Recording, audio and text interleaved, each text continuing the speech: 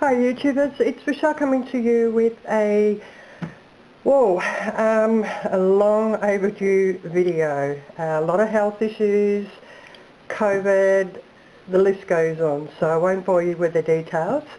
And I was struggling to get motivated. The weather was just so cold and the bones weren't working. Okay, so what I'm coming to you with today is, you see a lot of YouTubers with the Dollar Tree makeovers and thrift flips and hauls, and unfortunately in Australia we don't have that availability. And to buy a breadboard, you can't upcycle it to give you a good decent profit margin because they're so expensive. Well, they're lovely to look at.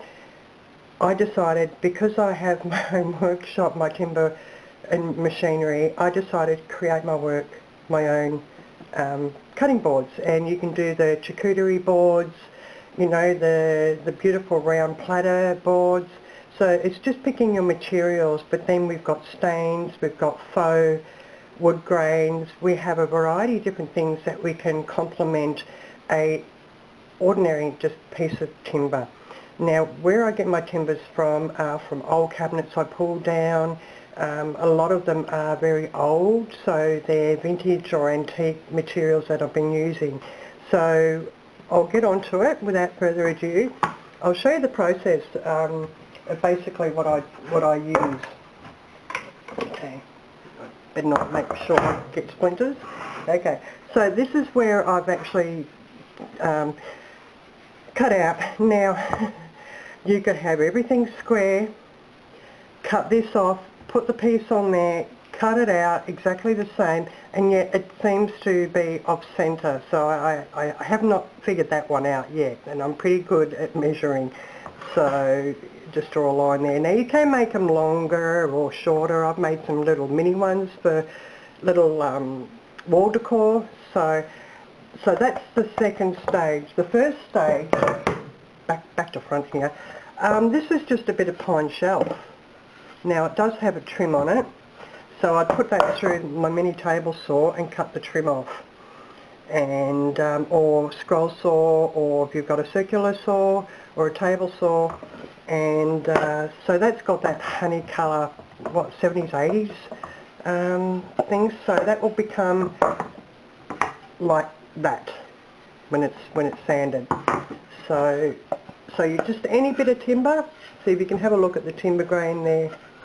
Okay, and these are, I have no idea, they're really, really old, and they're going to be made into charcuterie boards. How do you pronounce that word? It's a tongue twister. And when that's stained up, they're going to look really nice. I mean, you've got a bit of dark grain, so you know it does look like it's timbers glued together. You can see a line down there, but that's just the grain of the tree. So that's another piece there that's going to come up really nice. Certain timbers I'll use for charcuterie boards. Anyway, you've got the drift. You know, so you can shape it with a handle. I do have one here. This is my large one. Okay, and to get these different grains, you use various different timbers to, you know, glue them together and just put a handle on it. So I look out for things like that. Now, bearing in mind, when you've got natural wood and you stain it, you do have some of the grain coming through, but you just have to have an eye for it. That's pretty plain and ordinary, so that wouldn't do much, but it would come up alright stains. Now you can put feet on those charcuterie boards, you know, just for a table riser of some sort. So, okay. So we'll go back to this one. Now I just use a scroll saw. Okay, so once that's cut out, there's a lot of sanding involved. Then I choose the boards which I want to keep natural, paint white or stain. So I have a variety of different ones. So I'm just going to go through with you and show you what I've been up to the last couple of weeks, I think. So these are the very first ones. I'm going to do everything upside down for me, so it's front for you. These were the very first ones I did, just out of pallet wood. Okay, and it's really good to use, and this one had a crew, so it looked like shiplap. And you just get a bit of eucalyptus, false faux brush. I wish I could have all the Dollar Tree stuff, and just did that. Now you can see the border. You know, I could go around there in a black liner and create a border so it's not so obvious. Just a bit of, what do you call that? Check stuff. Yeah, check material. I've got shiplap on the brain. Okay, so that's that. And then we come to this one. Sorry about that. Yeah, so this was another one I did, and what's the name of that check? Check. It's right on the tip of my tongue. And this is just a print, and just with some burlap, and once again it's on pallet wood. So, kitchen decor. And this one's a bit of pine. No, actually no, it's pallet wood that I joined together, and I left the stamp on there for authenticity, and just a bit of dry brushing, and just with some greenery on the top. So that's the third one. I had more of them, but they've been given as gifts, and I've sold a few of them. So this is another one. Now I hand painted this because it was so obvious, the transfer, you could see the edges of it, and I didn't like it. Now I'm not quite sure what material this is, but it's got a bit of a grain to it, but I love it. I love even the look of the back, but I painted it. So yeah, so there's 4 there of my originals, and then I decided to get a bit more motivated. So I cut the boards, several boards down, and where will I start first? Okay, I'll start with my very, very first one. Okay, so this is just a board of, I think it could have been a cabinet door, cupboard door, and it's timber. And I just used a bit of graphite paper and then coloured it in.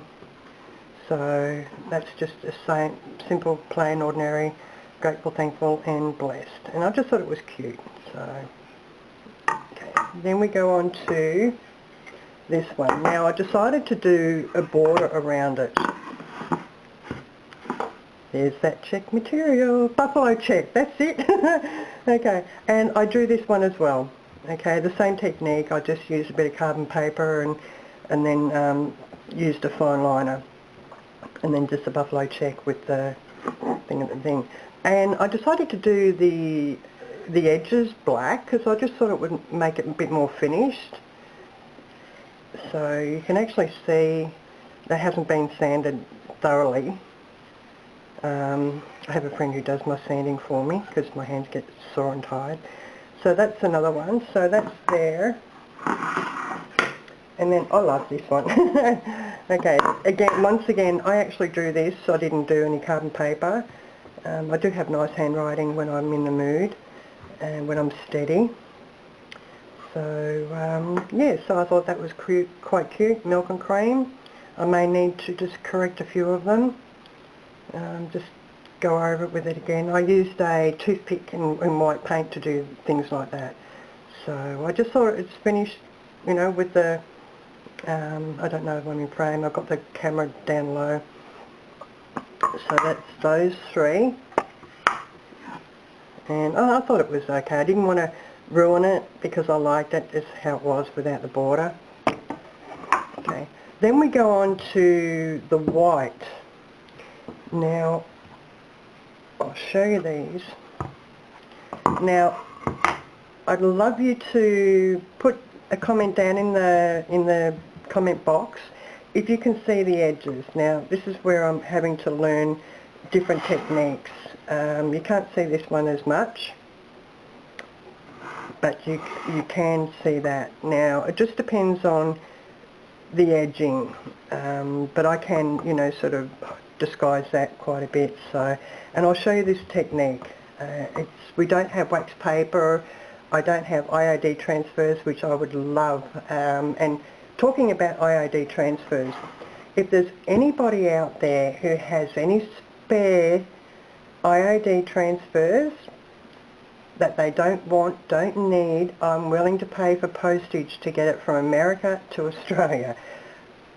We just don't have that availability here, and it's really depressing watching all these beautiful creators, and it limits our creativity when we don't have the products, and that's what is actually trending, you know, at the moment. So you've got to be a bit more creative and use your ingenuity to create something not so similar, but using transfer techniques. And you have the reverse technique where you use the Mod Podge, and if you've got a laser jet printer, it works out great. If you've got an inkjet printer, it doesn't work out.